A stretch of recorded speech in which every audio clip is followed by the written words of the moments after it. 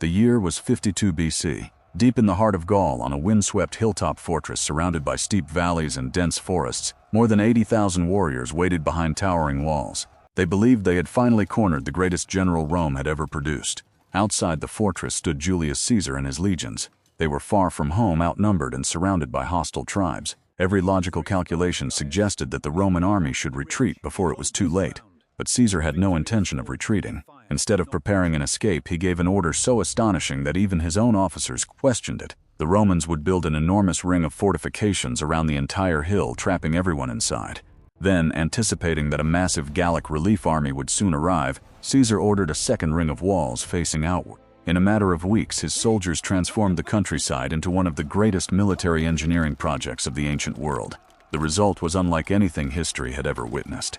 The Roman army willingly placed itself inside a deadly trap, caught between two powerful enemies. One force waited behind the walls of Alesia, desperate to break free. Another gathered beyond the horizon, determined to crush the Romans from the outside. Between them stood fewer than 60,000 legionaries, relying not on superior numbers but on discipline, engineering, and absolute trust in their commander. What followed was more than a siege. It became a brutal contest of endurance, intelligence, and leadership. Every trench dug, every wooden tower raised, every decision made under relentless pressure would determine the fate of an entire continent. Victory would secure Rome's domination over Gaul for generations. Defeat would destroy Caesar's army, shatter his political ambitions, and perhaps alter the course of Western civilization forever. This is the story of the Battle of Alesia, of history's most extraordinary military masterpieces, where courage alone was never enough, and where the greatest weapon was the mind of the man who commanded Rome. For nearly a decade before the Battle of Alesia, Julius Caesar had transformed Gaul into the greatest proving ground of Roman military power. Beginning in 58 BC, he launched a series of campaigns that carried his legions across vast forests, towering mountain ranges, and powerful river systems. One after another, tribal confederations that had dominated the region for generations were defeated. Some surrendered willingly, hoping to preserve their independence through diplomacy. Others resisted and paid a terrible price. With every victory, Caesar expanded Rome's influence while strengthening his own reputation back in the Republic. Officially, these campaigns were meant to protect Roman territory from hostile tribes beyond the Alps. In reality, they also served Caesar's political ambitions. Every conquered settlement brought new wealth, loyal veterans, and stories of extraordinary victories that elevated him above his rivals in Rome. His army became one of the most experienced fighting forces in the ancient world. Years of continuous campaigning forged ordinary recruits into disciplined legionaries who could march for days, build fortified camps before sunset, and fight with remarkable coordination under almost any conditions. Yet beneath the appearance of Roman control, resentment was quietly spreading across Gaul. The Roman presence demanded tribute, hostages, and political obedience. Local leaders who accepted Roman authority often gained protection and trade, but they also lost influence among their own people. Villages watched Roman tax collectors arrive, while tribal warriors saw their traditional independence slipping away. Every Roman victory reminded the Gallic tribes that if they remained divided, they would eventually lose everything that had defined their way of life. For centuries, however, unity had been almost impossible. Gaul was not a single nation but a patchwork of independent tribes, each proud of its own customs, leaders, and rivalries. Old feuds frequently proved stronger than any common purpose. Caesar understood this weakness better than anyone. Throughout his campaigns, he skillfully exploited tribal divisions, forming alliances with one group while isolating another. It was a strategy that repeatedly turned potential enemies against each other and allowed relatively small Roman forces to overcome much larger opponents. Everything changed in the winter of 53 BC. Across central Gaul, a young Arvernian noble named Vercingetorix emerged as a leader unlike any Caesar had faced before. Charismatic, determined, and highly intelligent, he recognized that Rome's greatest advantage was not simply its superior discipline or equipment, was the inability of the Gallic tribes to fight as one. If Gaul hoped to survive, centuries of rivalry would have to be set aside. Convincing the tribes to unite was no easy task. Many elders doubted that resistance was still possible after years of Roman victories. Others feared the consequences of open rebellion, but Vercingetorix possessed a rare combination of military talent and persuasive leadership. Moving from tribe to tribe, he argued that submission would only delay the inevitable.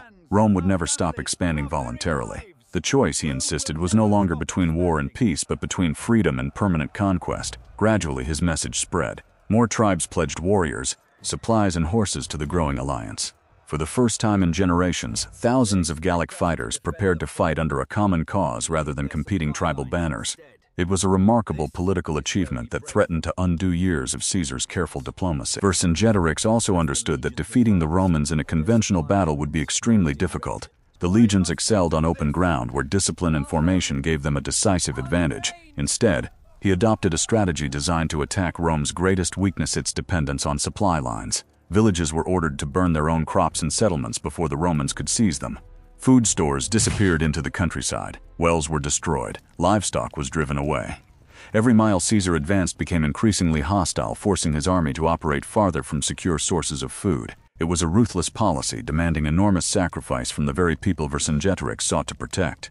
Entire communities watched their homes go up in flames by their own hands. Families abandoned fields that had fed them for generations. Yet many accepted the hardship, believing that temporary suffering offered the only hope of preserving their freedom. The strategy soon began to test the Romans.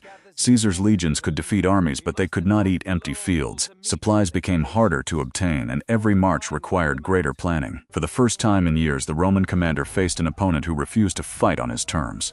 As spring turned into summer, the conflict entered a dangerous new phase. The rebellion was no longer a series of isolated uprisings. It had become a united movement led by a commander capable of matching Caesar's strategic thinking. Both men understood that the coming campaign would decide far more than the fate of a single fortress. It would determine whether Rome's conquest of Gaul would be completed or whether nearly a decade of victories would collapse into one catastrophic defeat. By the summer of 52 BC, the war had become a relentless contest of movement, deception, and endurance. Julius Caesar knew that time was no longer on his side. Every passing week gave Vercingetorix more opportunities to strengthen his alliance, recruit additional warriors, and inspire more tribes to join the rebellion. A prolonged campaign favored the Gauls, whose knowledge of the land and growing numbers could gradually wear down even Rome's most disciplined legions. Caesar therefore made a bold decision. Instead of dispersing his forces to suppress scattered uprisings, he focused on one objective above all others: finding and defeating Vercingetorix himself. He understood a truth that every great commander recognized: armies could be replaced, but a charismatic leader who united an entire people was far more dangerous. The chase that followed stretched across the rugged landscapes of Gaul. Rivers, forests, and steep hills slowed the Roman advance, while Gallic cavalry constantly harassed scouts and supply convoys. Vercingetorix refused to offer the decisive battle Caesar wanted. Whenever the Romans approached, the Gallic army withdrew to stronger ground, preserving its strength while forcing the legions to march farther through increasingly hostile territory. This frustrating campaign tested Roman discipline like few others before it. The soldiers marched beneath the heat of summer, often carrying heavy equipment for miles each day. Every evening, regardless of exhaustion, they dug defensive camps before resting. It was a routine repeated countless times throughout Caesar's campaigns, but now the strain was greater than ever. Supplies remained uncertain, and every delay allowed the rebellion to grow stronger. Despite these challenges, Caesar never lost sight of his objective. His network of scouts, allied tribes, and cavalry gradually narrowed the distance between the two armies. Reports finally arrived that Vercingetorix had withdrawn into the hilltop stronghold of Alesia, a fortified settlement belonging to the Mandubii tribe. At first glance, Alesia appeared almost impossible to capture. The fortress stood atop a broad plateau surrounded by steep slopes and deep valleys. Natural ridges protected nearly every approach, while rivers and streams complicated movement across the surrounding landscape. Thick defensive walls crowned the summit, giving Gallic defenders commanding views in every direction. Any army attempting a direct assault would be forced uphill under a storm of missiles before reaching the walls. Inside the fortress were tens of thousands of Gallic warriors, along with civilians who had sought refuge behind its defenses. Food supplies had been gathered in anticipation of a siege, while morale remained remarkably high. Vercingetorix believed he had chosen the perfect battlefield. Even if the Romans surrounded the settlement, he expected a massive relief army drawn from nearly every major tribe in Gaul to arrive before starvation became a serious threat. Many Roman officers likely expected Caesar to avoid such a dangerous position. A traditional commander might have withdrawn to safer ground, continued maneuvering, or searched for another opportunity to force battle. Storming Alesia directly promised enormous casualties, while maintaining a siege against such a large force carried significant risks. If the expected Gallic relief army appeared, the Romans themselves could become trapped. But Caesar saw something others did not.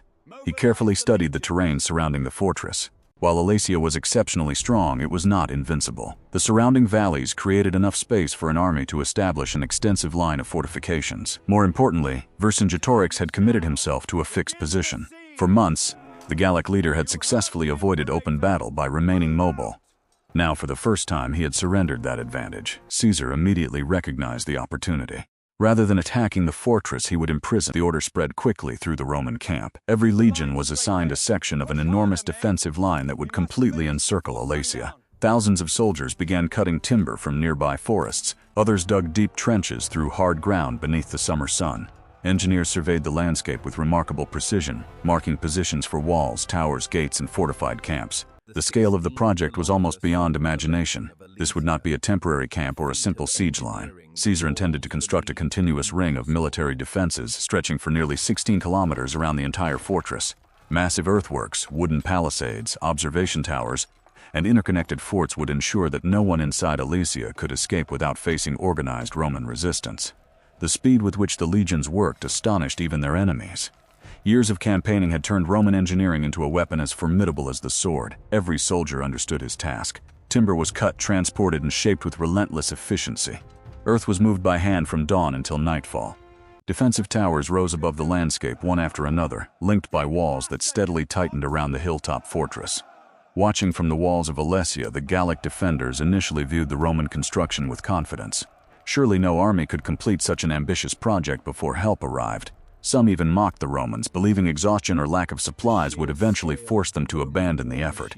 Vercingetorix remained more cautious. He understood that Caesar was unlike any Roman commander he had encountered. The growing ring of fortifications revealed something deeply unsettling.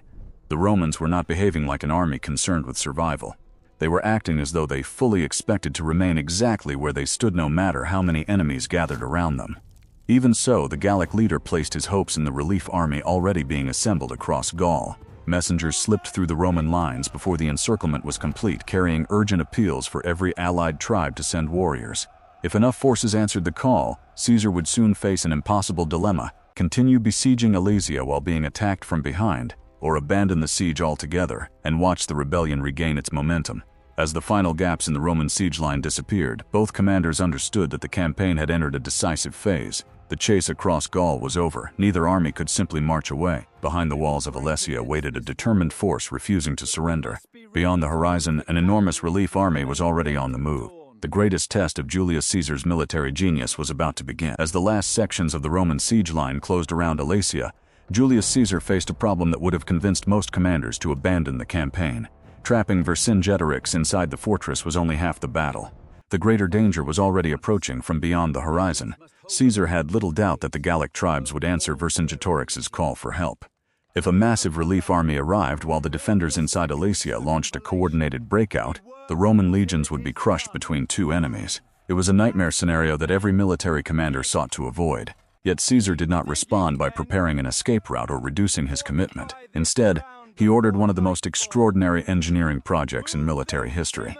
If one wall could imprison the army inside Alesia, then a second wall could protect the Romans from the army outside. The order spread through every legion with remarkable clarity. The soldiers who had only just completed the inner ring of fortifications immediately began building another line of defenses facing outward. It would mirror the first, creating two complete circles around the Roman camps. One wall looked toward Alesia to contain Vercingetorix. The other looked toward the surrounding countryside to repel the relief force that everyone knew was coming. In effect, Caesar transformed his own army into the center of an enormous fortified fortress. Between these two defensive rings stood nearly 60,000 Roman soldiers, surrounded by enemies on every side. It was an astonishing gamble. If either wall failed, the legions could be overwhelmed. But Caesar believed that disciplined engineering could compensate for inferior numbers. The construction pushed Roman organization to its absolute limits. Thousands of legionaries worked in carefully coordinated teams. While some felled trees in nearby forests, others sharpened heavy timber into stakes. Engineers measured distances with precision, ensuring that every trench, tower, and gate aligned perfectly with the surrounding terrain. Wagons carried stone, earth, and timber from dawn until darkness, while officers supervised every stage of construction with relentless attention to detail. The first obstacle consisted of deep trenches stretching across the landscape. Caesar ordered two parallel ditches to be dug in front of the inner fortifications, each approximately 15 feet wide. One of them was connected to nearby rivers wherever possible, allowing water to flood sections of the trench. An attacking force would first have to descend into these obstacles before even reaching the Roman defenses. Behind the trenches rose a massive earth rampart reinforced with timber. Atop this embankment stood a sturdy wooden palisade, creating a formidable barrier several meters high. At regular intervals, watchtowers overlooked the surrounding countryside, allowing Roman archers and slingers to fire upon approaching enemies, while maintaining constant surveillance both day and night. But Caesar knew that walls alone would not be enough. He wanted every step taken by an attacker to become more dangerous than the last. Beyond the trenches, the Romans constructed hidden traps designed to slow and disorganize any assault. Sharpened wooden stakes were buried in narrow pits with only their points exposed above the soil. Camouflaged carefully with branches and loose earth, they were almost invisible from a distance. A charging warrior who stepped onto one could suffer serious injury before ever reaching the walls. Elsewhere, rows of larger sharpened logs were driven deep into the ground at an angle, leaving only hardened points protruding above the surface. These barriers forced advancing formations to break apart, making them vulnerable to volleys of arrows, javelins, and sling stones from the Roman towers. Perhaps the most ingenious defenses were small concealed pits, each containing a sharpened stake fixed firmly in the bottom. Covered with thin branches and soil, these traps appeared to be solid ground. An unsuspecting attacker could suddenly plunge into one, becoming trapped or seriously wounded while the battle continued around him. Every obstacle served a single purpose, not necessarily to kill but to slow. Caesar understood that disciplined Roman soldiers fighting from prepared positions needed only a few extra moments to gain an overwhelming advantage. Every second spent climbing out of a ditch, avoiding hidden stakes, or reorganizing broken formations gave Roman missile troops more opportunities to inflict casualties before hand-to-hand combat even began. The scale of the completed fortifications astonished both friend and foe. The inner ring stretched for nearly 16 kilometers around Alesia, while the outer defensive line extended for more than 20 kilometers to account for the surrounding terrain. Together they formed an immense network of walls, trenches, forts, towers, gates, roads, and interconnected camps unlike anything previously attempted in the ancient world. Even maintaining such a system demanded extraordinary discipline. Roman patrols marched continuously along the walls, inspecting every section for weaknesses. Signal fires and horns allowed messages to travel rapidly between distant forts. Supplies were carefully rationed, while engineers constantly repaired damage caused by weather or enemy harassment. Every soldier understood that the fortifications themselves had become as important as the swords they carried. Inside Alesia, conditions slowly began to change. At first, confidence remained high. The Gallic warriors could see the relief army gathering in the distance through reports brought by returning scouts. Many believed the Roman siege would soon collapse under overwhelming pressure. Yet as days passed, food supplies dwindled more quickly than expected. The fortress contained not only warriors but also thousands of civilians who had fled there seeking protection. Every additional mouth consumed precious grain. Livestock disappeared, rations became smaller. Anxiety gradually replaced the optimism that had filled the stronghold only weeks earlier. Vercingetorix understood the danger. He could not allow panic to spread before the relief army arrived. His men needed to believe that help was coming and that they only had to hold a little longer. Outside the walls, Caesar faced a different challenge. His soldiers had achieved what many believed impossible, but the true battle had not yet begun. Every watchtower scanned the distant hills for signs of movement. Every messenger brought rumors of growing Gallic armies converging from across the countryside. Soon those rumors would become reality. From the high ground surrounding Alesia, clouds of dust began to rise on the horizon. Thousands of warriors carrying the banners of dozens of Gallic tribes were marching toward the fortress. The relief force had arrived. The masterpiece of Roman engineering was finally about to face its greatest test. As dawn broke over the hills surrounding Alesia, Roman sentries stationed atop the wooden watchtowers noticed something unusual on the distant horizon. At first it appeared to be nothing more than a thin veil of dust drifting across the countryside. But as the morning light grew stronger, the cloud became larger, darker, and unmistakably alive. Beneath it moved countless warriors carrying shields, spears, and tribal banners from every corner of Gaul. The relief army had arrived. For weeks, Vercingetorix had trusted that his messengers would succeed in rallying the tribes now that faith had been rewarded. Ancient sources suggest the coalition numbered well over 100,000 warriors, although modern historians debate the exact figure and generally estimate it was substantially smaller. Whatever the precise number, there is little doubt that the relief force greatly outnumbered Caesar's army. From the Roman walls, the sight was overwhelming. Across the valley stretched an army so vast that its campfires would soon illuminate the countryside each night.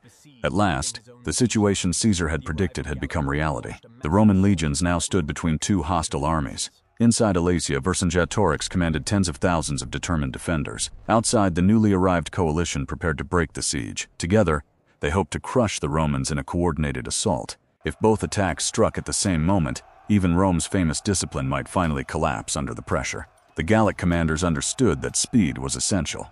Every additional day weakened the defenders trapped inside Alesia as food supplies continued to disappear.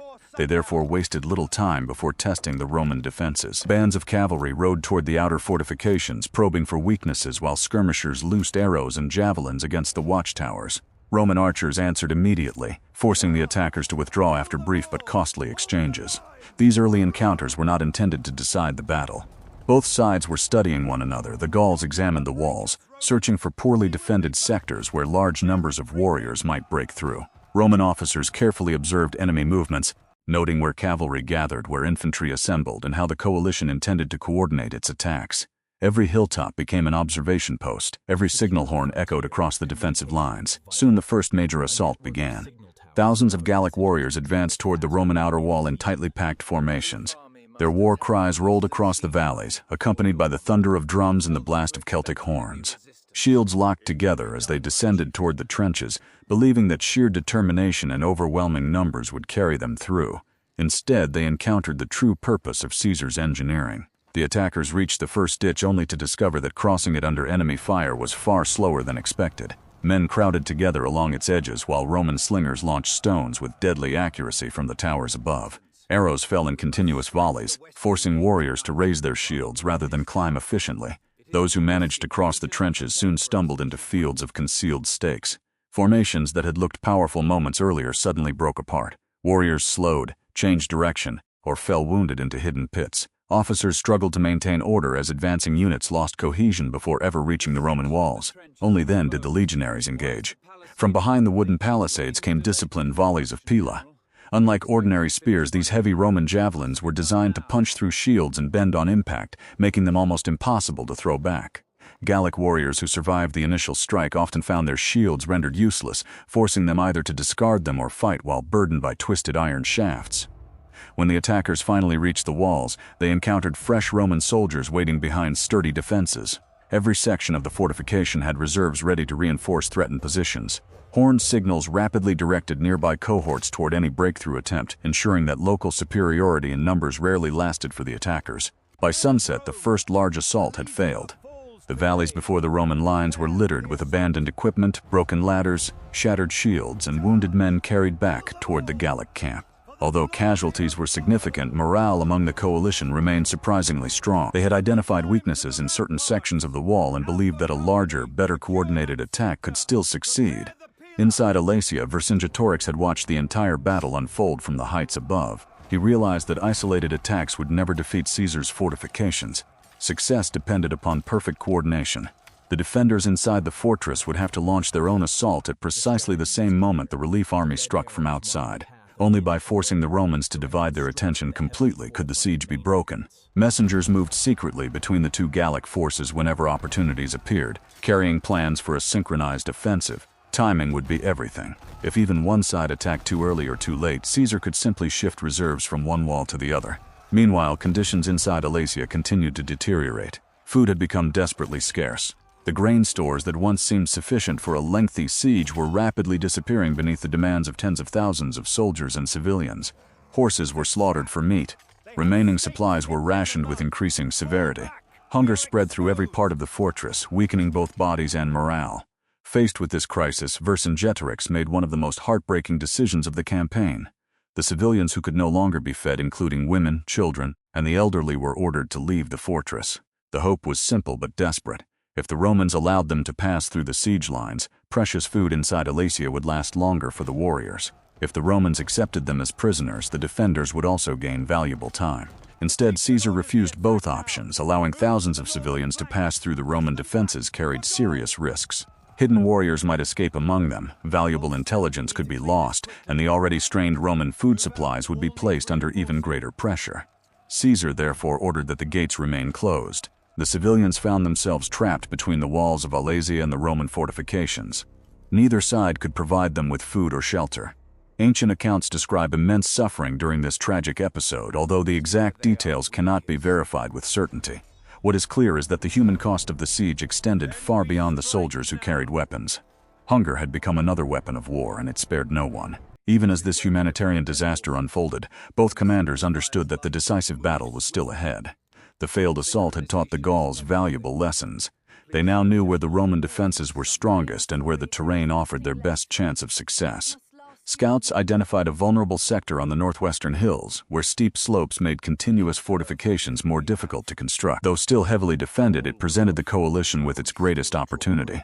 Caesar also recognized the danger. He personally inspected the threatened positions, strengthening them with additional troops, cavalry, and reserve cohorts. Every commander received clear instructions. Every signal station was prepared for rapid communication. The Roman army knew that the next attack would not resemble the first. Across the valleys, thousands of campfires flickered beneath the night sky. On one side stood an army fighting to preserve Rome's greatest conquest. On the other stood a united people making one final attempt to reclaim their freedom. Both sides understood that when the sun rose again, the fate of Gaul and perhaps the future of Julius Caesar himself would be decided. The final assault began long before sunrise. A heavy silence settled over the hills surrounding Alesia as thousands of Gallic warriors quietly assembled beneath the cover of darkness. Torches were extinguished, voices were reduced to whispers, and commanders moved through the ranks delivering last-minute instructions. Every tribe understood the importance of what was about to happen. This would not be another probing attack or a test of the Roman defenses. It would be the decisive effort to destroy Caesar's army once and for all. Inside Alesia, Vercingetorix prepared his own warriors with equal determination. Messengers had coordinated the timing as carefully as possible. The defenders would strike from within the fortress at the exact moment the relief army attacked from outside. If both assaults succeeded in overwhelming different sections of the Roman fortifications simultaneously, Caesar would be forced to divide his reserves beyond their limits. A single breach could unravel the entire defensive system. As the first light touched the horizon, Gallic war horns shattered the morning silence. From every direction, thousands of warriors surged toward the Roman outer wall. The largest attack focused on the rugged northwestern sector, where uneven ground prevented the Romans from constructing perfectly straight defenses. The slopes were steep, visibility was limited, and several sections of the wall followed the contours of the hills rather than ideal defensive lines. Gallic commanders believed this terrain offered their best opportunity. At the same moment, Vercingetorix ordered the gates of Alesia opened. The defenders poured down the slopes in disciplined waves, carrying ladders, hooks, and bundles of timber to fill Roman trenches. For the first time during the siege, both Roman defensive rings came under full-scale assault simultaneously. The battlefield exploded into chaos. War cries echoed across the valleys from two different directions. Roman signal horns answered from every watchtower as officers desperately relayed reports of enemy breakthroughs and requests for reinforcements. Clouds of arrows darkened the morning sky, while slingers and archers fired almost continuously from the walls. Despite weeks of preparation, the sheer scale of the coordinated attack pushed the Roman defenses to their breaking point. At the northwestern sector, the relief army succeeded in reaching the outer fortifications in overwhelming numbers. Under constant pressure, several groups managed to cross the trenches and force their way toward the wooden palisades. Roman defenders fought fiercely from behind the walls, but casualties mounted rapidly. Some towers became isolated as Gallic warriors surrounded their bases, while other positions struggled to repel repeated assaults. For the first time since the siege had begun, the Roman line appeared dangerously close to collapsing. Reports reached Caesar from every direction. Enemy attacks were intensifying. Reserve cohorts had already been committed. Several commanders requested immediate reinforcements. The situation demanded decisions that had to be made within minutes. Rather than remaining safely behind the lines, Caesar rode directly toward the most threatened sector. Ancient writers describe him wearing his distinctive red commander's cloak, making himself instantly recognizable to every legionary on the battlefield. It was a calculated act of leadership. Roman soldiers who caught sight of their commander personally entering the fiercest fighting understood that the battle had reached its decisive moment. If Caesar was willing to risk his own life alongside them, retreat was no longer an option. His arrival transformed morale. Exhausted legionaries who had fought for hours suddenly renewed their efforts. Officers reorganized battered formations while fresh units rushed forward to plug dangerous gaps. Every available missile weapon concentrated on the advancing Gallic warriors attempting to widen the breach. Even so, the pressure continued to build. Outside the walls, thousands more attackers climbed the slopes. Inside Alesia, Vercingetorix launched repeated assaults against the inner fortifications, hoping to exploit any weakness created by Caesar's shifting reserves. Roman defenders found themselves fighting with equal determination in opposite directions, never knowing where the next major attack would fall. The battle had become exactly what Caesar had feared: a struggle on two fronts at the same time. Recognizing that merely holding the walls would eventually exhaust his army, Caesar decided to seize the initiative. He summoned his trusted cavalry commanders and issued a bold order. The Germanic cavalry serving alongside the Roman army would leave the safety of the fortifications through concealed exits and ride around the enemy's exposed flank. Their objective was not simply to harass the attackers, but to strike where the relief army least expected. The maneuver required perfect timing. While Roman infantry continued defending the walls, the cavalry disappeared behind ridges and wooded slopes, hidden from Gallic observation. The attackers remained completely focused on the desperate struggle unfolding before the fortifications, unaware that mounted troops were rapidly positioning themselves behind their lines. Then the signal was given. The Roman cavalry burst over the hills at full speed. Thousands of horses thundered downhill as long lances and flashing swords crashed into the exposed rear of the Gallic relief force. The surprise was devastating. Warriors who had been pressing relentlessly against the Roman walls suddenly found themselves attacked from behind. Confusion spread almost instantly. Commands could no longer be heard above the noise of battle. Frontline warriors continued pushing toward the walls, unaware that panic was already rippling through the formations behind them. Others turned to face the cavalry, breaking the momentum of the assault. Tribal contingents that had fought side by side throughout the campaign now struggled to coordinate under the unexpected attack. Caesar immediately recognized the opportunity. He ordered the Roman infantry to leave the fortifications and counterattack. Legionaries who had spent weeks defending walls now advanced in disciplined formations across the battlefield.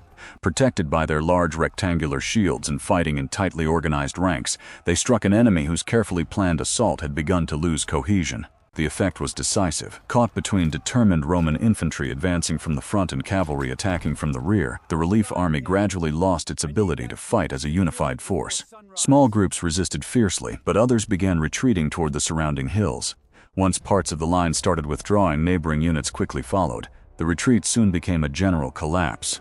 Across the valleys, thousands of Gallic warriors abandoned ladders, shields, and weapons as they attempted to escape the battlefield. Roman cavalry pursued them relentlessly, preventing many formations from regrouping. Dust and confusion swallowed the countryside as what had begun as a carefully coordinated offensive dissolved into disorder. From the walls of Alesia, Vercingetorix watched the disaster unfold.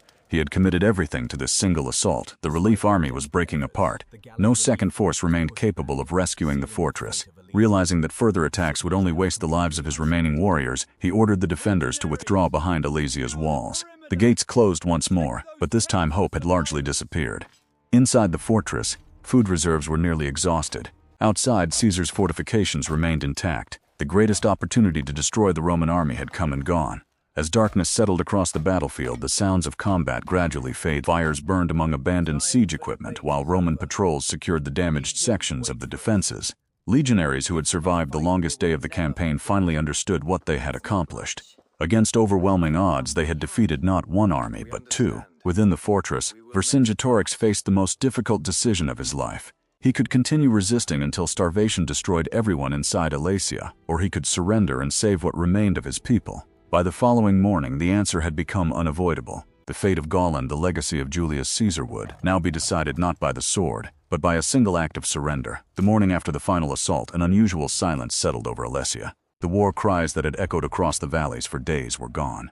Smoke drifted quietly above the battered fortifications, while exhausted Roman legionaries stood watch from the walls they had defended with their lives. Inside the fortress there was little food, no hope of rescue, and no realistic path to victory. Vercingetorix understood the truth. Rather than condemning his remaining warriors and civilians to starvation, he chose surrender. Ancient accounts describe the Gallic leader riding out from Alesia on horseback, dressed in his finest armor. Before Julius Caesar, he dismounted, laid down his weapons, and submitted himself to the Roman commander. Whether every detail of this famous scene occurred exactly as later writers described remains uncertain, but its symbolism has endured for more than 2,000 years. The united rebellion had come to an end. The victory at Alesia effectively secured Rome's conquest of Gaul. Although isolated resistance continued in the years that followed, no uprising would again threaten Roman control on the same scale. Caesar's triumph brought him immense prestige, enormous wealth, and unmatched loyalty from his veteran legions. Those achievements would soon play a decisive role in the political struggles that ultimately transformed the Roman Republic into an empire. Yet the Battle of Alesia was about far more than one man's ambition.